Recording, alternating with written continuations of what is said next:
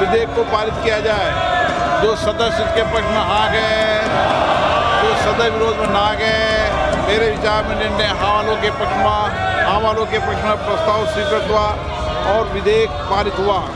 2 साल पहले केंद्र सरकार ने बड़े दावे के साथ सार्वजनिक परीक्षा अनुसूचित साधनों के रोकथाम अधिनियम 2024 को लागू किया था। अच्छा, उस समय कहा गया कि अब पेपर लीक माफियाओं की कमर टूट जाएगी, छात्रों का भविष्य सुरक्षित होगा और भर्ती परीक्षाओं पर जनता का भरोसा लौटेगा। लेकिन सवाल यह है, अगर 2024 का कानून इतना मजबूत था तो आखिर सिर्फ 2 साल के भीतर उसे बदलने की जरूरत क्यों पड़ गई? क्या पुराना कानून कमजोर था? क्या नीट पेपर लीक जैसे मामलों ने सरकार को कानून को और सख्त बनाने के लिए मजबूर कर दिया? आखिर नए संशोधन में ऐसा क्या था जो पहले उसमें नहीं था? किन परीक्षाओं पर यह कानून लागू होगा? अब दोषियों को कितनी सजा मिलेगी? क्या परीक्षा कराने वाली एजेंसियां भी कार्रवाई के दायरे में आने वाली हैं? और क्या अब वास्तव में पेपर लीक पर लगाम लगने वाली है? नमस्कार, आप देख रहे हैं अमर उजाला। मैं हूं आपके साथ साहिल सुयाल और आज इस वीडियो में हम विस्तार से समझेंगे कि 2026 के नए संशोधन विधेयक और 2024 के पुराने कानून के बीच का पूरा अंतर क्या है, इसके नए प्रावधान, सरकार की दलील, विपक्ष के सवाल और यह भी कि आखिर इस कानून का असर लाखों छात्रों के भविष्य पर कैसे पड़ेगा। लोकसभा में हंगामे के बीच क्योंकि विधेयक पारित हो चुका है, तो इस वीडियो को ध्यान से देखिएगा। आपके हर सवाल का जवाब इस वीडियो में आपको मिलने वाला है। अब ये समझिए कि बुधवार को लोकसभा में विपक्ष के जोरदार हंगामे के बीच लोक परीक्षा संशोधन विधेयक 2026 ध्वनि मत से पारित कर दिया गया है। चर्चा के दौरान कांग्रेस सांसद राहुल गांधी ने जंतर मंतर पर छात्रों के आंदोलन और कथित गोलीबारी का मुद्दा भी उठाया। उन्होंने केंद्र सरकार और गृह मंत्री अमित शाह पर सवाल उठाए और जिससे सत्ता पक्ष और विपक्ष के बीच तीखी नोकझोंक भी देखने को मिली है और ऐसा अक्सर हमें संसद में देखने को मिलता है। हालांकि राजनीतिक विवादों के बावजूद सरकार ने विधेयक को पारित करा लिया। सरकार का कहना है कि यह संशोधन सार्वजनिक परीक्षाओं को पहले से अधिक पारदर्शी, निष्पक्ष और विश्वसनीय बनाने की दिशा में बड़ा कदम है। सरकार ने संशोधन की जरूरत क्यों बताई है, यह भी सुनिए। विधेयक पर चर्चा का जवाब देते हुए केंद्रीय मंत्री डॉक्टर जितेंद्र सिंह ने कहा कि सरकार ने 2024 में कानून लागू होने के बाद मिले अनुभवों का अध्ययन किया। कई राज्यों में सामने आए पेपर लीक और संगठित परीक्षा माफियाओं के मामले ने यह स्पष्ट किया कि कानून को और अधिक प्रभावी बनाने की जरूरत है। अब सरकार की माने तो 2024 से अब तक 52 एफआईआर दर्ज हुई हैं। कानून लागू होने के बाद जांच एजेंसियों को कार्रवाई करने में आसानी हुई। पेपर लीक से जुड़ी आत्महत्या के मामलों में कमी आने का दावा भी है। अब कानून को और सख्त बनाकर परीक्षा माफियाओं की आर्थिक और कानूनी कमर तोड़ने की कोशिश की गई है। अब यहां सरकार का तर्क क्या है, यह समझिए। सरकार का तर्क है कि कानून पूरी तरह विफल नहीं था, लेकिन उसे और मजबूत बनाने की आवश्यकता महसूस हुई थी।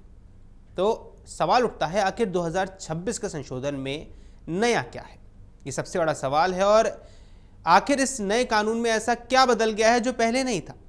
पहला, सजा पहले से कई ज्यादा कठोर कर दी गई है। 2024 के कानून में पेपर लीक करने पर 3 से 5 साल की जेल और 10 लाख रुपए तक के जुर्माने का प्रावधान था, लेकिन अब न्यूनतम 5 वर्ष की जेल और अधिकतम 10 वर्ष की जेल, साथ में ही 50 लाख रुपए तक का जुर्माना है। यानी जेल की अवधि भी बढ़ी है और आर्थिक दंड भी कई गुना बढ़ा दिया गया है। दूसरा, परीक्षा माफियाओं पर सबसे बड़ा प्रहार हुआ है। यदि कोई संगठित गिरोह या सिंडिकेट परीक्षा में धांधली करता है तो अब कम से कम 7 वर्ष की जेल, अधिकतम 10 वर्ष की जेल और 10 करोड़ रुपए तक का जुर्माना है। यह संशोधन सीधे उन संगठित नेटवर्क को निशाना बनाता है जो बड़े स्तर पर पेपर लीक करवाते हैं। तीसरा, परीक्षा एजेंसियां भी अब नहीं बचने वाली हैं। अब यदि कोई सर्विस प्रोवाइडर या परीक्षा आयोजित करने वाली एजेंसी धांधली में शामिल पाई जाती है तो 5 करोड़ रुपए तक का जुर्माना, 8 साल तक का सार्वजनिक परीक्षा आयोजित करने से प्रतिबंध और 2024 में यह जुर्माना सिर्फ 1 करोड़ रुपए था और प्रतिबंध भी केवल 4 वर्ष का था। चौथी, कंपनी के अधिकारी भी जिम्मेदार होने वाले हैं, यानी सिर्फ निचले अधिकारियों पर ही गाज नहीं गिरेगी।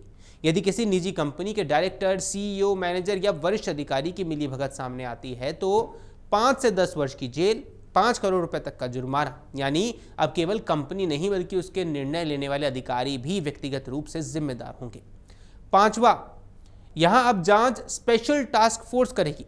नए संशोधन में सरकार को जरूरत पड़ने पर विशेष स्पेशल टास्क फोर्स यानी एसटीएफ गठित करने का अधिकार दिया गया है।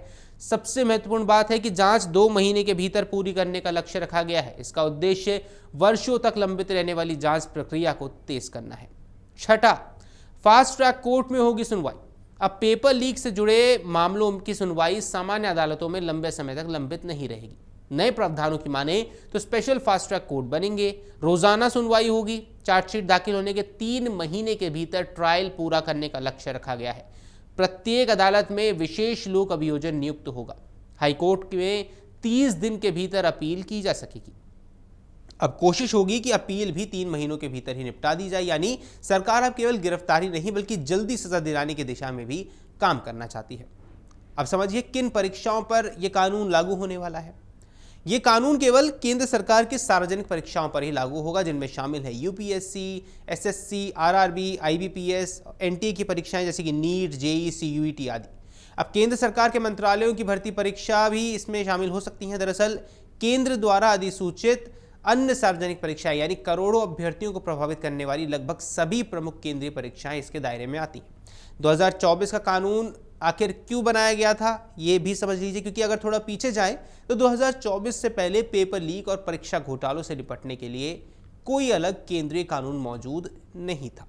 कार्रवाई अलग अलग कानूनों, भारतीय दंड संहिता यानी आईपीसी, सूचना प्रौद्योगिकी अधिनियम, अन्य सामान्य कानूनों के तहत ही की जाती थी। अब सरकार का मानना था कि प्रावधान परीक्षा माफियाओं के खिलाफ पर्याप्त नहीं थे। इसी वजह से 2024 में देश का पहला विशेष केंद्रीय कानून बनाया गया। 2024 के कानून की मुख्य विशेषताएं ये थी कि सरकार ने उस समय कहा कि कानून के 5 बड़े उद्देश्य हैं। पहला, पेपर लीक रोकना। दूसरा, भर्ती परीक्षाओं को समय पर पूरा कराना। तीसरा, परीक्षा माफिया पर कानूनी शिकंजा कसना। चौथा, छात्रों का परीक्षा प्रणाली पर भरोसा लौटाना। पांचवा, राज्यों को भी ऐसा कानून बनाने के लिए मॉडल उपलब्ध करवाना। अब ऐसे में 2026 में आप सोच रहे होंगे आखिर 2024 और 2026 के कानून में अंतर क्या है। अगर दोनों की तुलना करें तो तस्वीर काफी साफ है। 2024 में सजा कम थी, जुर्माना कम था, एजेंसियों पर सीमित कार्रवाई थी, जांच और ट्रायल का कोई स्पष्ट समय सीमा नहीं थी। 2026 में जेल की अवधि बढ़ गई है, जुर्माना कई गुना बढ़ गया है, परीक्षा एजेंसियों पर बड़ी कार्रवाई होगी, अधिकारियों की व्यक्तिगत जवाबदेही तय की गई है, एसटीएफ की जांच हो सकती है, फास्ट ट्रैक कोर्ट्स बनाए जाएंगे और तय समय में जांच और ट्रायल करवाया जाएगा। यानी सरकार ने कानून को केवल दंडात्मक नहीं बल्कि अधिक तेज और जवाबदेह बनाने की भी कोशिश की है। अब राहुल गांधी ने क्या कुछ कहा है ये समझिए। चर्चा के दौरान राहुल गांधी ने कहा कि छात्रों का आंदोलन किसी प्रकार की हिंसा या नफरत नहीं बल्कि युवाओं की चिंता की अभिव्यक्ति है। उन्होंने कहा कि सभी राजनीतिक दलों को छात्रों की बात सुननी चाहिए। भाजपा नेताओं को भी अपने बच्चों से पूछना चाहिए कि छात्र प्रदर्शन क्यों कर रहे थे। छात्रों ने जो किया उसमें कुछ भी गलत नहीं था। देश को अपने युवाओं पर गर्व होना चाहिए। राहुल गांधी ने यह भी कहा कि छात्रों से बातचीत के बाद उन्हें शिक्षा व्यवस्था को देखने का नया नजरिया मिला। तो क्या नया कानून वास्तव में पेपर लीक रोक पाएगा? ये सबसे बड़ा सवाल है, क्योंकि कई विशेषज्ञ मानते हैं कि केवल सजा बढ़ा देने से समस्या पूरी तरह खत्म नहीं होती है। जरूरी होगा कि प्रश्न पत्रों की डिजिटल सुरक्षा मजबूत हो, परीक्षा केंद्रों की निगरानी बढ़े, साइबर सुरक्षा बेहतर बने, भर्ती प्रक्रिया पूरी तरह पारदर्शी हो, जांच एजेंसियां समय पर कार्रवाई करें, अदालत में मुकदमे जल्दी निपटे। अगर इन मोर्चों पर भी समान रूप से काम हुआ तभी कानून का वास्तविक प्रभाव दिखाई देगा। पब्लिक एग्जामिनेशन संशोधन विधेयक 2026 केवल सजा बढ़ाने वाला कानून नहीं है। इसमें जांच, ट्रायल, जवाबदेही और परीक्षा एजेंसियों तक की जिम्मेदारी तय करने की कोशिश जरूर की गई है। सरकार का दावा है इससे परीक्षा माफियाओं पर निर्णायक प्रहार होगा और लाखों छात्रों का भविष्य सुरक्षित होगा। वहीं विपक्ष का कहना है कि केवल कानून सख्त करने से समस्या खत्म नहीं होगी बल्कि परीक्षा प्रणाली में व्यापक सुधार भी जरूरी है। अब देखने वाली बात यह है कि संसद से पारित होने के बाद ये संशोधित कानून जमीन पर कितना प्रभावी होगा। क्या इसमें वास्तव में पेपर लीक की घटनाएं कम होने वाली हैं? क्या लाखों युवाओं का परीक्षा व्यवस्था पर भरोसा लौटेगा या फिर आने वाले समय में फिर किसी नए बदलाव की जरूरत महसूस होगी?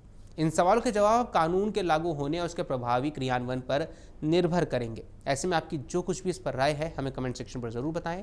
फिलहाल से इस वीडियो में इतना ही। नमस्कार। अगर आप ये वीडियो YouTube पर देख रहे हैं तो हमारे चैनल को सब्सक्राइब कर बेल आइकन दबाएं और Facebook पर देख रहे हैं तो हमारे पेज को लाइक करें।